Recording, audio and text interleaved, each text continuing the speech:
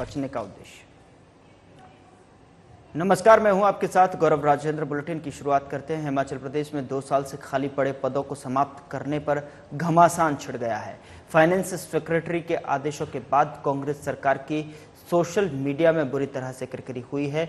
इस बीच मुख्यमंत्री सुखविंदर सिंह सुक्खू ने मीडिया के सामने आकर सफाई देनी पड़ी। सीएम ने कहा कि अधिसूचना के जरिए भ्रामक प्रचार किया गया है। समय के अनुसार जिन पदों की आवश्यकता नहीं है केवल उनको खत्म किया गया है। वहीं सीएम ने कहा कि इन पुराने पदों के स्थान पर सरकार नए पद भरेगी। इसको लेकर भी एक अधिसूचना जारी की गई है जो कि मीडिया तक नहीं पहुंची है। पिछले 20 सालों से जो पोस्टें भरी नहीं जाती है, उसमें क्या होता है, बजट से पहले हम बजट की प्रिपरेशन अभी से कर रहे हैं, उसके लिए बजट एलोकेट कर दिया जाता है।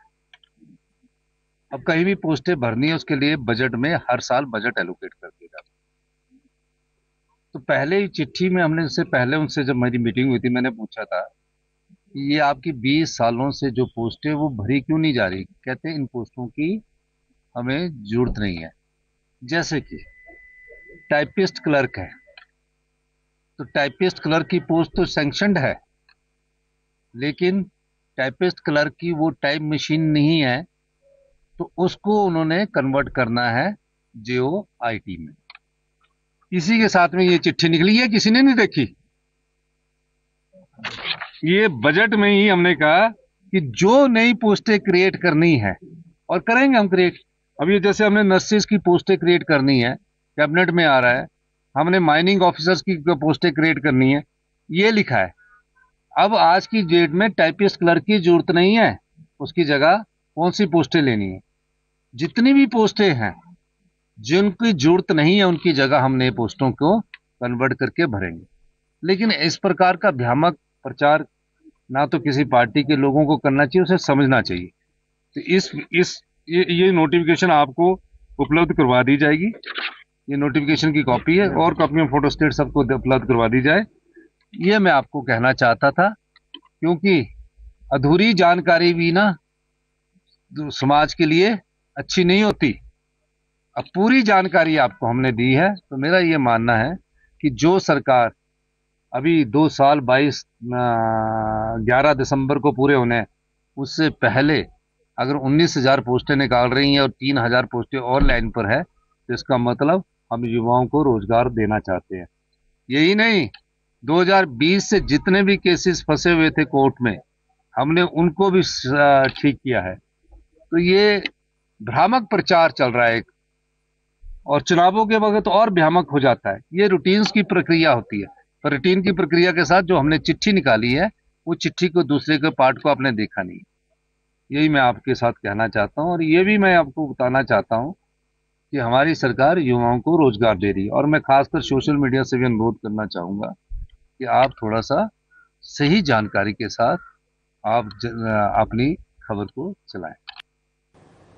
शिमला में नेता प्रतिपक्ष जयराम ठाकुर ने सीएम सुखविंदर सिंह सुक्खू के बयान पर पलटवार किया है। उन्होंने कहा कि मुख्यमंत्री ने नोटिफिकेशन पर जो क्लैरिफिकेशन दिया है वो विचित्र है। व्यवस्था परिवर्तन के रट में सरकार ने व्यवस्था परिवर्तन की बजाय व्यवस्थाओं के पतन की ओर जा रहे हैं। नोटिफिकेशन जारी करने के बाद फिर नई अधिसूचना जारी की जा रही है और बैक डेट पर की जा रही है। सरकार फैसलों को लेकर विचार करती है, लेकिन ये सरकार पलटू की सरकार बन गई है। जयराम ठाकुर ने कहा कि प्रदेश में बीजेपी सरकार के समय कांग्रेस के नेताओं ने झूठी गारंटियां दी और हकीकत के ये कि कांग्रेस ने वादे के अनुरूप 5 लाख नौकरियां देने की गारंटी दी थी और कहा था पहली कैबिनेट में 1 लाख नौकरियां देंगे। इसके विपरीत 2 साल में अब तक सही आंकड़ा नहीं दे पा रहे हैं कितनी नौकरी दी गई हैं, क्योंकि ये न के बराबर है। नैतिकता बनती है कि वादा निभाएं।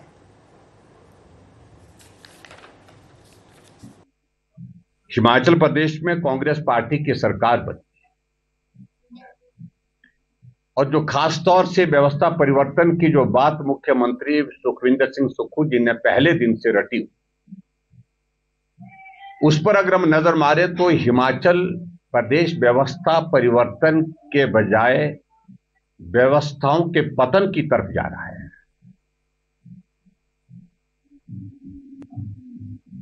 मुझे नहीं लगता कि आज तक के इतिहास में इस प्रकार की परिस्थितियां रही होंगी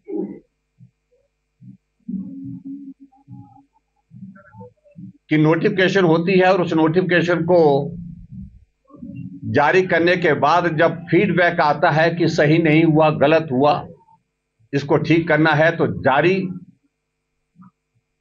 की हुई इस नोटिफिकेशन को फिर मॉडिफाइड तरीके से अलग तरह से नई नोटिफिकेशन जारी की जाती है। और नई नोटिफिकेशन जो होती है वो नोटिफिकेशन बैकडेट से की जाती है। आज तारीख 26 हो गई, लेकिन एक नोटिफिकेशन जो 23 तारीख को जारी की थी, जो आज बड़ा चर्चा का विषय है, जिस पर मैं थोड़ा तफसील से जाऊंगा, उसी नोटिफिकेशन के संदर्भ में आज फिर उसी तारीख से 23 तारीख की नोटिफिकेशन से, यानी कि बैकडेट से नोटिफिकेशन करके आप सबके बीच में अपनी बात कहने की कोशिश की। कभी मंत्री कहते हैं कि 22,000 नौकरियां दे दी हैं, कभी बोलते हैं 28,000 नौकरियां दे दी है, लेकिन मैं ये पूछना चाहता हूं कि सही आंकड़ा क्या है। अभी तक हिमाचल प्रदेश में सरकार के द्वारा जो नौकरियां दी गई वो आंकड़ा जो है वो बहुत कम है, ना के बराबर है। कोई नौकरी हिमाचल प्रदेश के बेरोजगारों को नहीं मिली।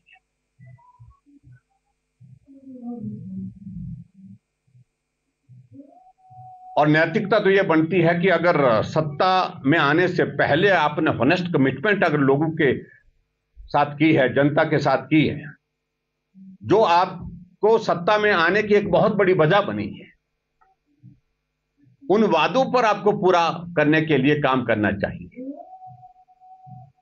और हिमाचल प्रदेश में कांग्रेस पार्टी ने गारंटियां तो दी, लेकिन उन वादों को, जो गारंटियां दी थी, उन गारंटियों के बिल्कुल विपरीत काम चला हुआ है। उधर हरोली विधानसभा क्षेत्र के बालीवाल गांव में आयोजित सरकार गांव के द्वार कार्यक्रम के दौरान मीडिया को संबोधित करते हुए उप मुख्यमंत्री मुकेश अग्निहोत्री ने जानकारी देते हुए कहा, ये मेरे विधानसभा का सबसे गांव पिछड़ा हुआ गांव है। इसके विकास के लिए रूपरेखा तैयार की जा रही है। इसी के साथ उप मुख्यमंत्री ने नेता प्रतिपक्ष जयराम ठाकुर पर भी निशाना साधा।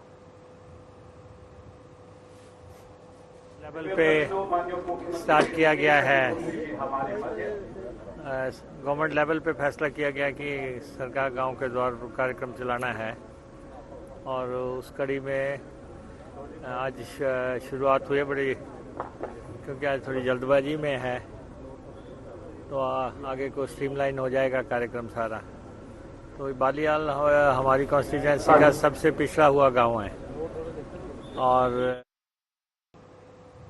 हिमाचल प्रदेश में मुख्यमंत्री सुखविंदर सिंह सुक्खू के नेतृत्व वाली सरकार की परेशानी कम होने का नाम नहीं ले रही हैं। एक के बाद एक चुनौतियां सरकार की परेशानी बढ़ा रही हैं। आपको बता दें कि हिमाचल प्रदेश और राज्य बिजली बोर्ड के कर्मचारियों ने सरकार के खिलाफ संघर्ष तेज करने का फैसला लिया है। कर्मचारियों ने राज्य सरकार को अपनी 7 मांगों से अवगत करवाया था, जो अब तक पूरी नहीं हुई हैं। ऐसे में अब हिमाचल बिजली बोर्ड कर्मचारी इंजीनियर संयुक्त मोर्चा ने 28 अक्टूबर को धरना प्रदर्शन करने का मन बना लिया है। बिजली बोर्ड कर्मचारी प्रदेश भर में दोपहर 1:30 बजे एकत्रित होकर प्रदर्शन करेंगे। यहीं भविष्य की योजना भी तैयार होगी। हिमाचल बिजली बोर्ड कर्मचारी इंजीनियर संयुक्त मोर्चा के संयोजक और सह संयोजक हीरालाल वर्मा ने बताया कि संयुक्त मोर्चा की आपात बैठक में राज्य सरकार को अल्टीमेटम दिया गया है। ये जो 20th का एक्शन है, इसके पीछे घटनाक्रम बहुत सारे रहे हैं, और हम ये कहना चाहेंगे कि जो 18 तारीख को ऑर्डर हुए थे, उसमें 49 पद इंजीनियर से खत्म किए गए। उसके बाद आपके ड्राइवर के 81 पोस्ट खत्म की गई थी। उसके बाद हमारी सीरीज ऑफ मीटिंग गवर्नमेंट में हुई है, माननीय मुख्यमंत्री से हुई है, और आपके सब कमेटी में हुई है।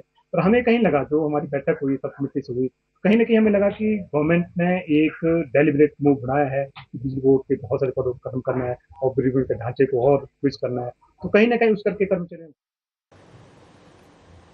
सिरमौर जिला परिषद की त्रैमासिक बैठक का नाहन में आयोजन किया गया। इसमें जिला परिषद सदस्यों ने भाग लिया और अनेक जन कल्याणकारी जो योजनाओं की प्रगति की समीक्षा की, और साथ ही अनेक जन समस्याओं को भी चर्चा में शामिल किया। इसमें सड़क, पानी और बिजली आदि की समस्याओं और उनके समाधान के बारे में अधिकारियों को निर्देश भी दिए गए।